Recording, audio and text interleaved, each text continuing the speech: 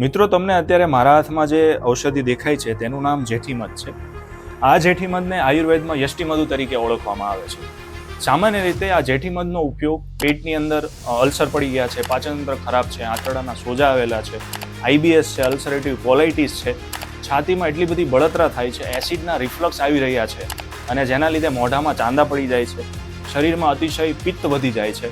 આ બધી સમસ્યા માટે આ જેઠીમધનો ઉકાળો કાર્ય કરે છે. હવે આનો ઉકાળો બનાવવાનો કઈ રીતે? તો આટલું એટલે કે 1 ચપટી જેટલું જેઠીમધ તમારે 1 ગ્લાસ પાણીમાં ઉકાળી લેવાનું છે.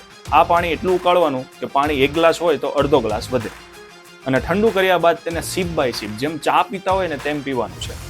માત્ર 21 દિવસના આ જેઠીમધના ઉકાળાના પ્રયોગથી તમને એસિડ રિફ્લક્સ ગમે તેટલું થતું હશે અથવા તો આઈબીએસની સમસ્યાથી કે અલ્સરેટિવ કોલાઇટિસની સમસ્યાથી તમને ટોયલેટમાં સ્ટૂલમાં લોહી પડતું હશે એ સમસ્યા હંમેશા માટે બંધ થઈ જશે. મિત્રો, એક વાત હું હંમેશા કહું છું કે કોઈ પણ પ્રકારની ઔષધનો પ્રયોગ કરતા પહેલા એક આયુર્વેદના નિષ્ણાતની સલાહ અવશ્યથી લેવી જોઈએ.